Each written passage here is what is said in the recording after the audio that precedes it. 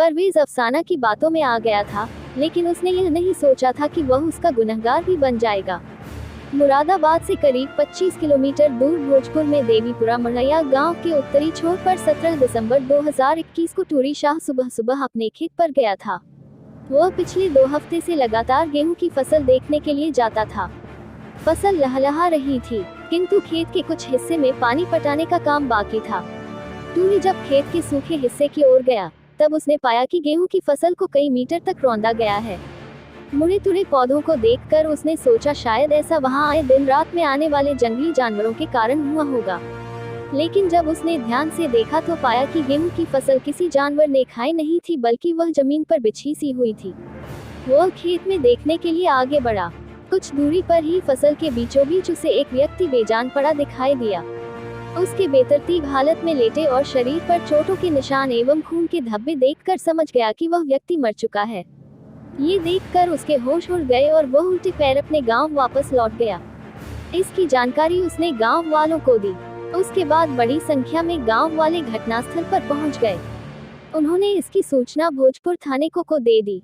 उस समय थाने में थाना प्रभारी राजीव कुमार शर्मा मौजूद थे। खेत में अज्ञात व्यक्ति की लाश पड़ी होने की सूचना पाकर वह अपनी टीम के साथ मौके पर पहुंच गए। पुलिस ने उसकी शिनाख्त के लिए गांव वालों से पूछताछ की, लेकिन कोई भी उसकी पहचान नहीं सका। लाश को सिपाहियों ने पलट कर देखा तो जेब से नकद 300 रुपए, एक कार की चाबी और बीड़ी का एक बंडल मिला। थाना प्रभारी ने अज्ञात व्यक्ति की लाश मिलने की सूचना अपने उच्च अधिकारियों को दे दी।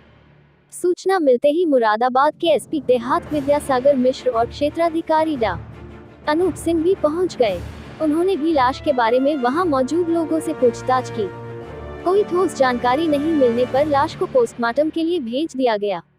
घटनास्थल की स्थिति का मुआयना कर पुलिस भी थाने लौट आई। उस दिन देर शाम तक मृतक की पहचान नहीं हो पाई थी। लाश की शिनाख्त के तौर पर उसके गले पर दबाए जाने के निशान थे। हालांकि कपड़े पर कुछ खून के धब्बे भी थे। इस लाश के बारे में पूरी जानकारी एसएसपी बबलू कुमार को भी दे दी गई। एसएसपी बबलू कुमार ने अपने अधीनस्थों को निर्देश देते हुए जल्द से जल्द लाश की पहचान करवाने और हत्यारे को गिरफ्तार करने के आदेश दिए। एसएसपी ने केस को खोलने के लिए एक पुलिस टीम का गठन किया। टीम में सीओ डा अनूप सिंह, थाना प्रभारी राजीव कुमार शर्मा, एसआई सुधीर मलिक, मेघपाल सिंह, रमेश चंद, ईश्वर चंद, कांस्टेबल दीक्षांत शर्मा, प्रशांत वर्मा, बबीता आदि को शामिल किया। पुलिस टीम ने सबसे पहले अज्ञात व्यक्ति की शिनाख्त हेतु पैम्फलेट छपवाकर आसपास के गांवों में वितरित करवा दिए गए। साथ ही उसकी फोटो व्हाट्सएप ग्रुप पर भी पोस्ट कर दिए गए। जल्द ही इसका परिणाम सामने आ गया। मृतक व्यक्ति की पहचान भोजपुर थाने के ही मनेहारान मोहल्ला निवासी अहमद हसन के रूप में हो गई। वह पिकअप वैन का ड्राइवर था, जो 16 दिसंबर 2021 से ही गायब था। उसके पिता इब्ने हसन ने उसी दिन अपने बेटे अहमद हसन की गुमशुदगी थाने में दर्ज करवा दी थी।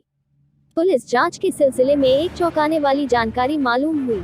जांच में पाया गया कि अहमद की पत्नी अफसाना उर्फ सोनम का मोहल्ले में ही रहने वाले परवेज नाम के युवक के साथ गहरा रिश्ता था। ये बात कईयों ने दबी जुबान में कही तो कुछ ने खुलेआम दावे के साथ बताई। उन्होंने बताया कि वे दोनों को अक्सर एक साथ आते जाते देखते रहे हैं। अहमद के मरने के ठीक एक दिन पहले ही सोनम और परवेज एक साथ देखे गए थे। परवेज भी सोनम के लिए जरूरी खरीदारी में हाथ बटाता था। ईद बकरीद के मौके पर वह सोनम के यहाँ जरूर शामिल होता था। पेशे से बिजली मैकेनिक परवेज दूसरे इलाके का रहने वाला था, लेकिन उसने 2 साल पहले अहमद के मकान में किराए पर दुकान ले रखी थी। मोहल्ले वालों ने बताया कि परवेज ने सोनम के पति अहमद की गैर मौजूदगी का फायदा उठाकर उससे नजदीकियां बढ़ा ली थी। सोनम भी घरेलू जरूरतों की पूर्ति के सिलसिले में चौखट लग चुकी थी। जरूरत पड़ने पर परवेज को साथ ले लेती थी। परवेज भी खुशी खुशी सोनम की मदद के लिए हर वक्त हाजिर रहता था। उनकी उम्र में 19 का ही फर्क था। इस कारण सोनम और परवेज ने एक दूसरे को देवर भाभी के रिश्ते का नाम दे दिया था। इतनी जानकारी मिल जाने के बाद पुलिस ने अहमद हसन के बारे में पूछताछ के लिए दोनों को थाने बुला लिया। तब तक अहमद की पोस्टमार्टम रिपोर्ट भी आ गई थी। रिपोर्ट के अनुसार उसके शरीर पर चोट के निशान पाए गए थे और पीट कर हत्या किए जाने की पुष्टि हो गई थी। उसकी गुमशुदगी की रिपोर्ट के सिलसिले में भोजपुर थाने की पुलिस सोनम से पहले भी पूछताछ कर चुकी थी। तब सोनम ने बताया था कि बगैर किसी को जानकारी दिए वह कहीं चला गया है। इसी के साथ उसने दबाए आंखों से ये भी कह दिया था कि हो सकता है उसे किसी ने मार डाला हो। पुलिस को ये बात गले नहीं उतरी कि आखिर एक पत्नी अपने पति के बारे में मरने जैसी बात कैसे कर सकती है। थाना प्रभारी ने जब दोबारा सोनम और परवेज को पूछताछ के लिए बुलाया, तब सोनम से सीधे सीधे कई सवाल किए। तुमने गुमशुदा शौहर के बारे में पूछे जाने पर उसके मारे जाने की आशंका क्यों जताई थी? क्या तुम्हें उसकी हत्या के बारे में पहले से मालूम था? अहमद की किसी के साथ कोई दुश्मनी थी? एक साथ इतने सवाल सुनकर सोनम घबरा गई। इसका किस तरह से जवाब दे समझ नहीं पाए। गोलमोल बातें करने लगी, जिससे थाना प्रभारी संतुष्ट नहीं हुए। यहाँ तक कि पति अहमद की लाश देखकर उसने दुपट्टे से मुंह ढक लिया था। रुआसीपन को दिखाने के लिए केवल आंखें पोंछती नजर आई। उसकी इन गतिविधियों को पुलिस टीम ने बारीकी से नोट किया। वह पूछे सवालों के ठोस जवाब नहीं दे पाई थी। थाना प्रभारी सोनम को अकेला छोड़कर परवेज से पूछताछ के लिए दूसरे कमरे में लेकर चले गए। औपचारिक बातें करते हुए उन्होंने अहमद और सोनम के साथ उसके संबंध और कामधंधे के बारे में पूछताछ की। इस सिलसिले में परवेज ने बताया कि वह बिजली मैकेनिक का काम करता है, इसलिए करीब 2 साल पहले अहमद हसन के पिता इब्ने हसन से किराए पर दुकान ली थी। दुकान में बिजली के सामान बेचने का काम करता था और मोहल्ले में किसी के बुलावे पर घरों में जाकर बिजली की खराबी भी ठीक कर दिया करता था। अहमद के घर की बिजली ठीक करने के लिए वह उसके घर जाता था। अहमद का किराएदार होने नाते वह उनसे केवल सामान का ही पैसा लेता था। बहुत कहने पर भी मेहनताना लेने से इनकार कर देता था। खुश होकर अहमद की पत्नी अफसाना उर्फ सोनम उसे चाय नाश्ते किए बगैर नहीं जाने देती थी। ये सब बातें सुनते हुए थाना प्रभारी ने कहा, और इसका तुमने नाजायज फायदा उठाया? कैसा फायदा साहब जी? यही कि तुम सोनम पर डोरे डालने लगे, अहमद की गैरमौजूदगी में भी उसके घर जाने लगे। थाना प्रभारी ने कहा, नहीं, ये गलत बात है। मैं कभी अहमद की गैरहाजिरी या किसी के बुलावे के बगैर उसके घर में नहीं घुसा। वो तो जब कभी सोनम, उसके ससुर या अहमद कहते थे तभी वहाँ जाता था। परवेज ने सफाई दी, तुम झूठ बोल रहे हो। पूरा मोहल्ला जानता है कि तुम्हारा अहमद की बीवी के साथ चक्कर चल रहा है। तुम उसके प्रेमी हो। थाना प्रभारी ने अपनी बात पर जोर देते हुए कहा, मोहल्ले वाले गलत कहते हैं साहब। मैं सोनम का कुछ बाहरी काम कर देता हूँ, इसलिए वह ऐसा बोलते हैं।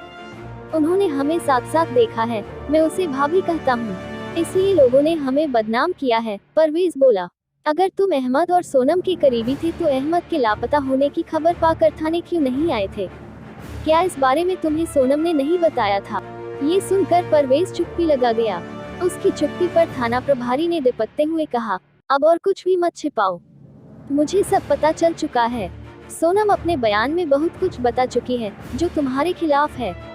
ये सुनकर परवेज तिलमिलाता हुआ बोला, तो मैं क्या करूं? अहमद की मौत में मेरा हाथ है। मैंने उसे कहा था खूब शराब पियो और बीवी से मारपीट करो।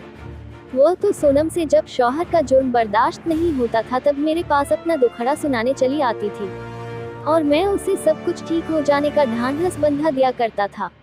परवेज का इस तरह से तिलमिलाना पुलिस के लिए आशा की किरण के समान था। अब उससे सख्ती से पूछताछ की जानी थी। सोनम को साथ बिठाकर अहमद हत्याकांड के बारे में पूछताछ की तो उन्होंने अपना जुर्म कबूल कर लिया। इसके बाद जो कहानी सामने आई वह इस प्रकार है। सोनम ने बताया कि परवेज को जब उसने पहली बार देखा था तभी वह उसकी नज़र में भाग गया था। सोनम 2 बच्चों की मां होते हुए भी परवेज के गठीले शरीर और बातचीत करने की अदाओं पर मरमिटी थी। परवेज भी सोनम की सुंदरता का दीवाना बन गया था और वह जब भी उसकी दुकान पर आती थी तो सब काम छोड़कर उसकी जरूरतों को तरजीह देता था। उसे भाभी कहकर बुलाता था। उसने अपनी लच्छेदार बातों से सोनम को अपने प्रेम जाल में फांस लिया था। अहमद हसन जब अपने काम पर पिकअप वैन चलाने चला जाता था तब परवेज सोनम से मिलने उसके घर चला जाता था। इसी दौरान उनके बीच अवैध रिश्ते भी बन गए थे। उनके संबंधों के बारे में अहमद को मोहल्ले वालों से पता चला। तब उसने पिता इब्ने हसन से कहकर परवेज से दुकान खाली करवा ली। इसके बाद भी सोनम और परवेज का मिलना जुलना जारी रहा। दोनों के बीच अवैध संबंधों का सिलसिला चलता रहा। अहमद और उसके परिवार वालों ने सोनम को समझाने की काफी कोशिश की, लेकिन उसके दिमाग से परवेज के इश्क का फितूर नहीं उतर पाया। वो उल्टे जवाब देने लगी कि लोग उसकी सुंदरता और जवानी पर जलते हैं, इसलिए ऐसा कहते हैं। जबकि अहमद के दिल और दिमाग में परवेज और सोनम के बीच चल रहा इश्क का चक्कर कांटे की तरह चुभने लगा था। कई बार यह सोचकर वह बौखला जाता था और गहरे अवसाद में घिर जाता था। उस गम को भुलाने के लिए वह शराब पीकर घर आने लगा था। सोनम उसके शराब पीने का विरोध करने लगी थी। एक तरफ शराब का नशा था तो दूसरी तरफ मोहब्बत का नशा। नतीजा आए दिन पति पत्नी के बीच झगड़े होने लगे। धीरे धीरे सोनम और अहमद के बीच होने वाली गुस्से भरी बातें, नाराजगी और गाली गलौज मारपीट में बदल गईं। शरीर से बलिष्ठ अहमद शराब के नशे में सोनम की जमकर पिटाई कर देता था। सोनम इसकी शिकायत लेकर सीधे परवेज के पास जाती थी। उससे कहती थी वह कोई रास्ता निकाले ताकि वह अहमद की मारपीट और जुल्मों से बच सके। इसकी जानकारी अहमद को भी हुई। एक रोज वह गुस्से में तमतमाया हुआ परवेज के पास जा पहुंचा। उसे रास्ते में रोककर भला बुरा कहने लगा। इसके जवाब में परवेज ने कहा, यार देखो, तुम मेरे ऊपर नाहक शक करते हो। तुम जो सोच रहे हो ऐसा नहीं है। मोहल्ले वाले मुझे और तुम्हारी बीवी सोनम को बदनाम करने पर तुले हुए हैं। वैसे भी मैं अपने काम में बिजी रहता हूँ। अहमद को परवेज की बातों पर भरोसा नहीं हुआ।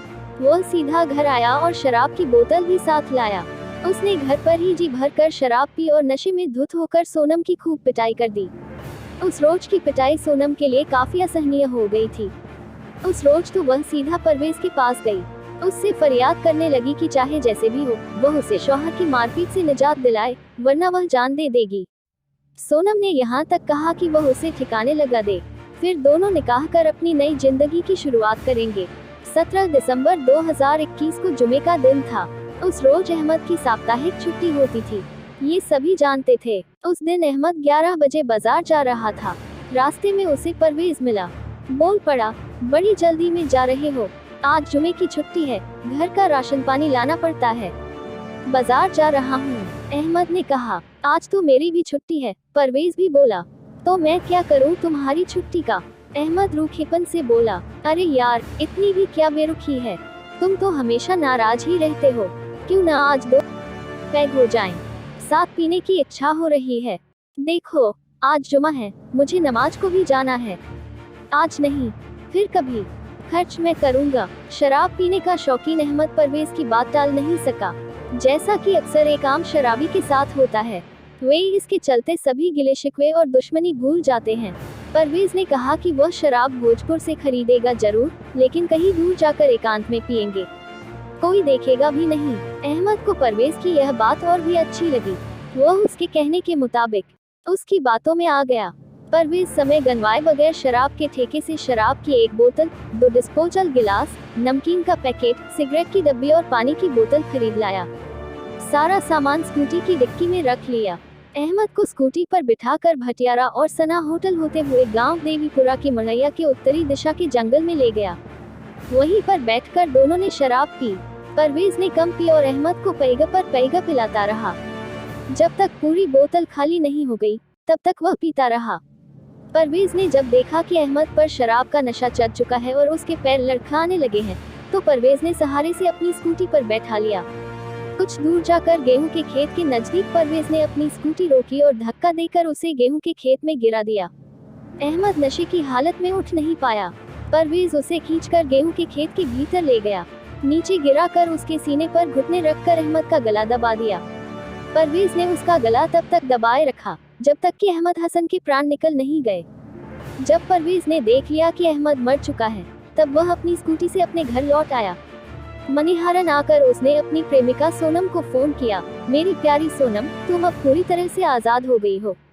तुम्हें आए दिन पीटने वाले को ठिकाने लगा दिया है। अब मैं तुम्हारे साथ धूमधाम से निकाह करूंगा। तुम अब पूरी तरह से मेरी हो। सोनम की शादी 10 साल पहले अहमद से हुई थी। सोनम का मायका रुद्रपुर उत्तराखंड के कस्बा बिलासपुर का है। शादी के बाद उसकी 2 बेटियां हुई। सोनम इश्क में इतनी अंधी हो गई थी कि उसे अपनी बेटियों का जरा सा भी ख्याल नहीं रहा। दोनों बेटियों की जिंदगी संवरने से पहले ही सोनम ने उनके सपने को नष्ट कर डाला। 20 दिसंबर 2021 को दोनों बेटियां अपनी दादी मकसूदन के साथ थीं।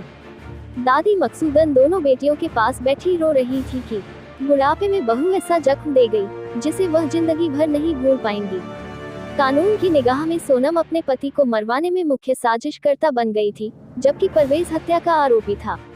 दोनों आरोपियों से पूछताछ के बाद पुलिस ने उन्हें न्यायिक हिरासत में भेज दिया।